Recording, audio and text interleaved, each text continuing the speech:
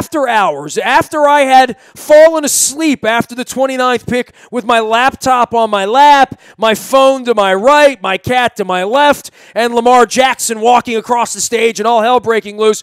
This guy covers the National Football League as well as anyone, and I'm sure has some succinct thoughts on all of this. He lives in Boise, Idaho, the home of the Smurf turf, and he is the longtime NFL analyst at Sports Illustrated as well as at the MMQB. Always love having Andy Benoit on. You can follow him at Andy_Benoit as well as the 10 Things podcast. And, the 10 Things are all about the Ravens this week, right, Andy? There's plenty. There were a lot. There were a lot with the Ravens, a lot to talk about, certainly. Well, let's jump right into it. I mean, we're not here to talk about Hayden Hurst, or are we? No, and I did, by the way, like the Hayden Hurst pick, but I imagine what has really got your town talking is what they did at number 32 and what that means moving forward. Well, yeah, and what does it mean moving forward, and where are we with Lamar Jackson? And certainly the notion that they would take Kyle Lauletta or something like that and have, a similar offense and a similar player, this does sort of ring the bell for Joe Flacco to be the end of his career. And as Luke Jones says, you don't, burn 2 twos to move up to 1 to take a guy to hold a clipboard, into perpetuity. Right. And that's not what this kid expects.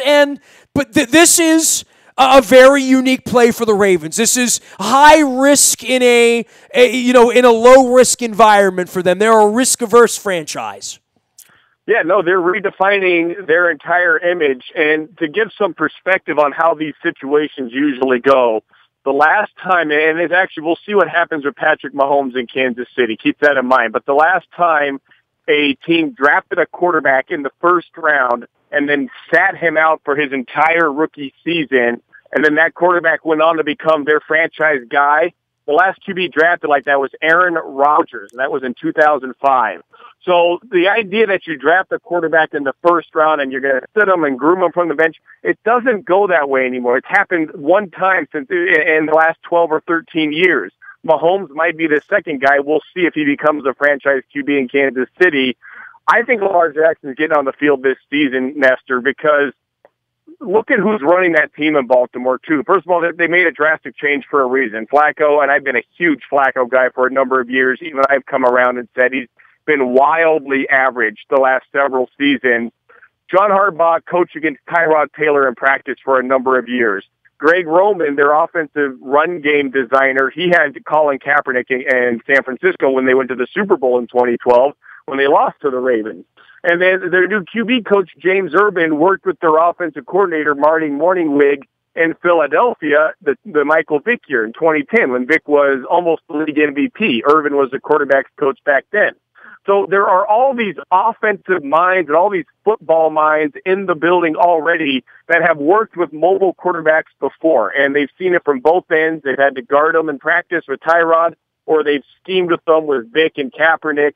They know the advantages this presents. And if you can picture, let's say Flacco goes, 20 of 41 throwing on a game in October and they fall to 3-3 or something like that, it's going to be very easy for someone to come in on the next Monday and say, what are we doing here? We've got the next guy sitting here. He's not learning anything now because we're not going to be running this offense with him. We're going to run a new offense designed for him. Let's pull this trigger now. That's how it goes almost every time with these first-round picks these days. Do they sometimes force these guys onto the field through the chicanery, like the trickification, and we're going to throw a touchdown pass to Flacco and do a fade to him in the back?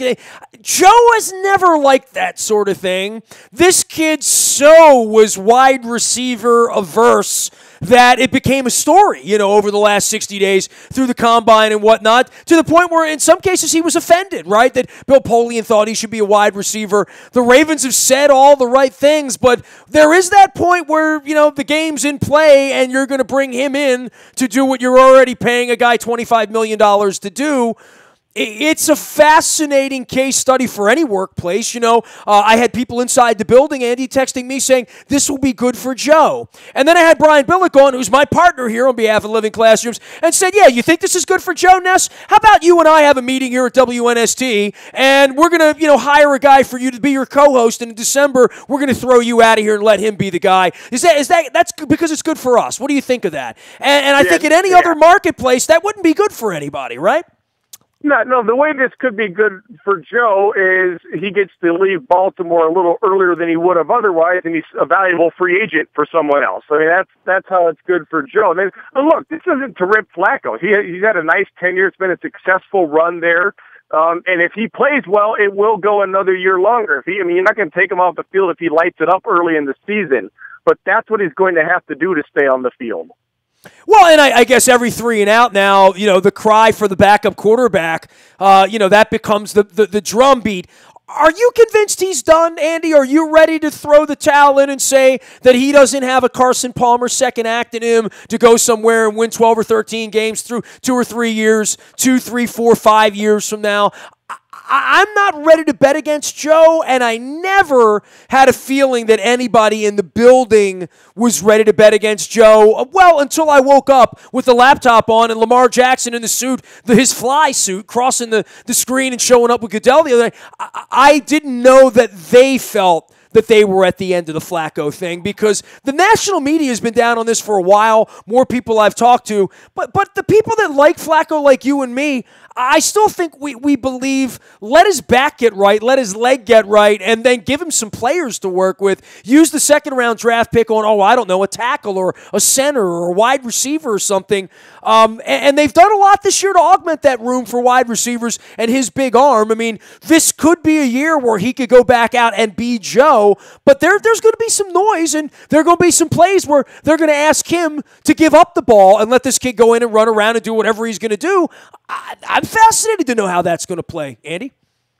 Well, yeah, and I think that's the short view on it is do they have the packages for Jackson initially, and what does that look like? And I'm sure they will do some of that stuff. But I think this was a bigger picture decision, obviously, and what they're understanding, there's a philosophical shift going on around the league right now, which is there's more receptiveness for mobile quarterbacks. And Deshaun Watson did a lot for that conversation last year, because we thought coming in Watson's game was very predicated on the college style of game, which is wildly different than the NFL in a lot of ways.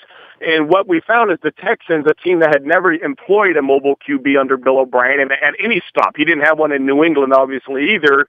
On the fly, they were able to adjust their offense around Watson and become a mobile QB type offense. And Watson, to his credit, adjusted his game on the fly and became more of a pocket QB when he needed to be. And if you can't play from the pocket, even in today's NFL, you've got no chance. So both sides made an adjustment, and it went great. And I think that opened up more minds for what you can get with Lamar Jackson, and the fact that he ran a pretty sophisticated offense in Louisville, and the fact that he's probably a little more dynamic in his physical attributes, at least as a runner, than Watson was, that made it all the easier. So I don't know if this is so much about getting rid of Flacco as it was acquiring Lamar Jackson. Now, let's also keep in mind, though, they did take Hayden Hurst before him. So if they were all in on Jackson or they were over the moon about him, they would have gone with Jackson at 25. So they saw an opportunity sitting here, and they took it. I don't think it's one this franchise would have taken a few years ago, though. It's a new NFL now. He is Andy Benoit. It rhymes with Detroit, and you can find him out at Sports Illustrated as well as at the MMQB. That's Andy_Benoit out on Twitter, as well as from the fighting city of Boise, Idaho. And around the league, all these other teams are, feeling good about themselves. And look, I'm a baseball fan, man. Our team stinks. We're in 5th place. That's last place around here, and that's not going to change. And there's a lot of that going on around sports where teams feel like they can't win. The one thing this league has gotten right, and certainly they've had a lot of things right, and they've done a lot wrong lately that we've all indicated as well, but the draft has become this enormous thing, in Jerry's world, the TV ratings, all the interest and all that stuff, and it really is because even Cleveland Browns and New York Jets fans believe they can win 10 games this year, somehow, some way, because of what the Rams did and because of what the Eagles have done and what the Jaguars have done, that everybody believes they're a running back away, in the case of the New York Giants, from being an 11-5 team this year. And that's an exciting part of the league that not any other sport gets right, really. Like the SEC doesn't get that right, let alone college football or college basketball, even though sometimes the UMBCs pop up and win. But the NFL has hope for everyone, and I think that is what draws people to the league. They've done a nice job of leveling the playing field in an appropriate way and making the off season exciting for fans and almost rewarding bad teams with the way the off season is set up. So I hear what you're saying there. The other thing is, let's keep in mind they've got the advantage with the draft. Football is conducive to something like a draft. There are 22 players on the field, and you're going to need a player, one of those spots at some time. So every team needs somebody. Every fan base knows we need this. We need that. But compare that to the NBA draft where maybe 15 guys who get picked the year they play because there's only 5 guys on the court at a time. There's just not very many spots available. And 1 or 2 guys really tilts it and really dominates the draft and the headlines as they should, as they dominate the league later on. So the NFL, just by the number of players they have and the nature of the game, it's conducive to welcoming excitement for something like a draft. Baseball would have the same thing, but they draft these guys before anybody knows them, and college baseball is not very big, and they lose them in the farm system, so it never becomes anything. It's a good meeting of fan bases when you get to football. College football meets pro football, and there's plenty of spots, so plenty of guys for people to talk about. Andy, this is your obligatory spot where you can, promote all things Ozzie Newsome for the Hall of Fame and talk about the last draft for Ozzie. But it really is a fascinating, unique thing, especially for me, having been in the parking lot when your compadre Peter King showed up here when, Art was in the parking lot with Paris Glendenning and they were moving the team here as to what this franchise would be. And Ozzie Newsome was thought to be, Art's favorite guy, but not necessarily the most qualified guy in the room. And yet he's going to the Hall of Fame for doing this. He's the only guy that's ever picked players here, ever. And that'll never happen again, right? But there's also the part of this where this offseason, specifically with him outgoing 4 out of 5 years, a quarterback who's damaged a little bit in the in the eye of the fan base as well as the offense, a coach that feels closer to the end than the beginning. All of these problems they had with the offense 14, 16 weeks ago when the season ended and the ball went over their head, that they could address all the wide receiver situation they have, the offseason, the draft, trading up, winding up with 12 picks when we thought they were going to wind up with 8, winding up with 4 guys that they probably had in their top 50 in Orlando Brown and picking up the second tight end as they did. And a lot of people like Mark Andrews more than Hayden Hurst. And I guess for Ozzie, this would... the standing ovation that he got at the end is sort of deserved. But on the national level, you're out in Boise, and I think we all stand and see what Ozzie's done here and say, this is sort of Ali-ish. This might never be done again, that someone's going to go soup the nuts 23 years through drafts. That just doesn't happen in the modern era. No, and I think it's a testament to Ravens ownership, not just the Modell and his family, but the Bisciottis as well, to have stability in the front office. Because when you do that, you carve out an identity. You get the guy drafting players that fit his style and his mindset, so the players inherently fit together better. And there's no right or wrong philosophy in pro football. There are a lot of different philosophies, and the teams that can find one and adhere to it, they're going to have a built-in advantage because they're going to get better at finding the guys that fit their scheme. Their coaches are going to get better at teaching the scheme. The players are going to get better at learning it together. There's an organization to the whole thing. We've seen that with New England. We've seen that with Pittsburgh, with Green Bay. These teams that keep the front office intact. Those teams have not made any front office changes in almost the last 15 or 20 years. Green Bay just now got rid of Ted Thompson. He was the Ozzie Newsome before Ozzie there. There's stability, and that matters in pro football a lot. For you, with grading all these things around the country and grading players and whatnot, some thoughts about where you think winners are. And I don't think it's just winners for the draft. I look at the whole offseason and say, what teams got better, what teams went sideways, and which teams can we question their draft and question their offseason and say, did they really help themselves? Are they a better football team on May 1st than they were on January or February 1st? I think the two teams that stand out at the extreme ends of that question, and teams are located pretty close to each other. Chicago, I thought, did a great job in this draft, talking about finding an identity and building accordingly. I think that's what they did offensively. They put the right type of players around Mitchell Trubisky, and he's going to need the right system around him to thrive, and I think he can really thrive. And then they found a linebacker in their defense, and that's a big, important position in Vic Fangio, their defensive coordinator. It's a huge position in his scheme. So I was impressed with that. Indianapolis surprised me a little bit. I'd put them on the negative end of the spectrum, but this is just one man's opinion here. I didn't certainly scout the guards they drafted the way they did. That team has maybe two guys who you can count on as three-down players entering this season defensively, and they're both coming off of half a rookie season. Quentin Wilson at cornerback and Malik Hooker at safety. They need overhauled at every other position on defense, or upgrades at least. So I was surprised they went offense with two of their first three picks. I understand the logic of it. They're going to make a better line for Andrew Luck. I don't necessarily fault them for that. But you got to play with someone on defense, and they just don't have guys right now. Maybe they're taking the long view, though, and they figure we're not going to have enough guys no matter what, so let's make it a 3-year project instead of a 1-year project. I don't know. Well, I mean, when you look across a roster and the team stinks on both sides of the ball, to think that you're going to rebuild it in 8 weeks of the offseason right. Through a draft is probably – and you got a quarterback. I mean, they might be picking first in the draft next year, right? Like, especially with all the questions about Andrew Luck. I mean, they already had their work cut out for them. Yeah, absolutely. I agree with you. Absolutely. And they have a new GM, a relatively new GM, in Chris Ballard, and a first-time head coach in Frank Reich. So they've got time. No one's on the hot seat there. They can take the long view, and maybe that's the right thing. Maybe that is a better thing than trying to find more defensive players.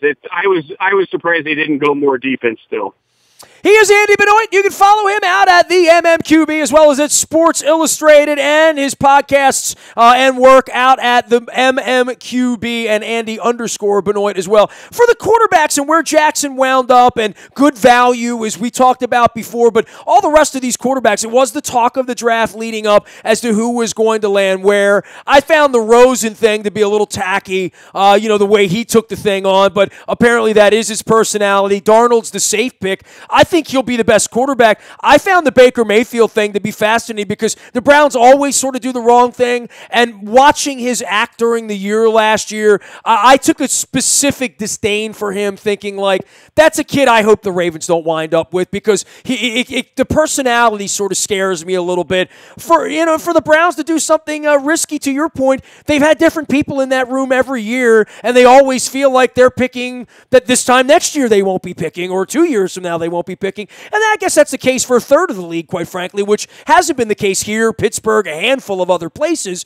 But by and large, these quarterbacks are make or break for every single one of them. I don't know that, Lamar Jackson's going to cost Eric DeCosta his job, but I don't come into this thing thinking he's going to be handing DeCosta the Lombardi trophy when 31 other teams looked at this and said, we'd rather not go that way on Lamar Jackson. I don't think Lamar Jackson's any sure thing, but I certainly don't think Baker Mayfield or any of these guys. And I think that was the word on this draft, was none of these guys were a sure thing. But on draft day, you got to act like they are and give up your number 1 pick or your number 3 pick in order to do that, right? Oh, yeah, and there's no such thing as a sure thing. Jamarcus Russell was a number 1 overall pick, and so was Peyton Manning. And so just take everything in between there. This idea that a guy is a safer pick, I use that phrase too, so I get how it comes about, but nobody really knows any of this stuff. And let's also remember, you're not just picking the player, you're installing him into your culture and your franchise. And if you don't have the right system set up, and the guy doesn't have the same opportunity as others do in the league to succeed, that matters too. So there's a reason it's a chicken or an egg discussion. The teams that get good players, are they good at picking them, or are they good at cultivating and developing them once they do pick them? And it's probably a little bit of both. For you, favorite players in the draft and favorite spots. Give me a couple of guys. I don't want you to give me the Andy Benoit Hall of Fame speech here, but give me a couple of guys that you wouldn't be shocked that 15 years from now you'd look at and say, that guy's going to have a hell of a career unless something horrible or tragic or weird happens. But once you start putting these guys with the coaches, with the team, because that is the jumpstart. The next 3 to 5 years will define their careers and what kind of players they're going to be. Give me a handful of guys you really like. I think Saquon Barkley is the best, the most impressive-looking college running back I've ever seen. And I used to believe you don't draft running backs high, but Ezekiel Elliott's kind of proven me wrong there, and I think Barkley is a potentially transcendent type of player. So of all the guys, he's probably the one that stands out the most to me. Well, I mean, at the number 2, he gives up the value. You'd hope that at that point that would move a franchise, right? And that unto itself, an interesting situation that they had their opportunity to be really, really awful and get a quarterback, and they didn't. And you know, I had always felt like that with the Ravens. Like the year the wheels come off the cart and they go 4-12, that'll be the year they get the quarterback, right? I mean, and then there's franchises like the Ravens that say we're never going to go 4-12, and we're going to get the quarterback this way. Yeah, the losing games is a great way to put yourself in position to get a quarterback. Hey, thanks for the time, Andy. I appreciate it as always, man. I appreciate the visit. We'll be following you out on Twitter at the MMQB, man. Hey, thanks, Nestor. You got it. Andy Benoit joining us here from Boise, Idaho, where they play the football on the blue turf. He does a great, great job. Tens of thousands follow him. I would highly advise you to do that too. Andy_Benoit, Benoit. You can find me out in the buyatoyota.com audio vault 24 hours a day from anywhere in the world on your mobile device by downloading the TuneIn Radio app. We do come in crystal clear from anywhere in the world. Want to give a shout out to the Baltimore Brigade. Appreciate their sponsorship and the Monumental Sports folks for doing that. Ron Jaworski's going to join us this week to talk about the Philadelphia Soul coming down to the Royal Farms Arena on Friday night to take on the Baltimore Brigade. Go see my man Hipper throw the ball around. I went Saturday and third Arena Football League game I've ever seen in person. Watch it on TV from time to time. It's a lot faster in person than maybe you give it credit for being. I would tell you come down and see the action down there. It's a good brand of football. It's inexpensive. It's downtown. It's Friday night. Bring the kids down. Ron Jaworski is going to be here to talk about the Baltimore Brigade. You can download that Monumental Sports app as well. The Modell Lyric alive and well, and one of our partners as well at Modell-Lyric.com out on the web. This week, Jackson Brown's going to be there. I'm going to sit out Game 4 early on and keep an eye on my phone. We're going to go see Jackson Brown down at the Modell Lyric on Thursday night. Would encourage you to go out and check that out. Steely Dan playing my birthday week in October, as well as the band Kansas. William Shatner coming in a couple of weeks. All the information at Modell-Lyric.com. Royal Farms, real fresh, real fast, and the tasty coffee in my cup, as well as that app we've downloaded now. I'm using that when I'm pumping gas. I've worked my way up. I can qualify for a 2-piece chicken already, and that's 2 months in, pumping a little bit of gas, and I don't drive as much as everybody else now. I live downtown. I walk a lot. But Royal Farms is there for you. Download the app. Use that when you're pumping the gas. Save up those points and use it for all sorts of good stuff. Royal Farms, real fresh, real fast. If there's any breaking news, you'll get it first on the WNST Tech Service, as you did all last weekend. It's all brought to you by Coons Ford of Security Boulevard. Dennis will be here on Thursday. Join me on Monday. You can find that out at WNST.net as well. And talking all things draft, the SSV is 3 until 5 on Thursday. I'll be joining Dennis as well. Nasty at WNST.net is the best way to find me. Facebook, Twitter, LinkedIn, Snapchat, Instagram, streaming live right here on our Facebook, as well as our YouTube WNSTV channel. We are WNST.net, AM 1570 and WNST Towson, Baltimore, and we never stop talking Baltimore sports.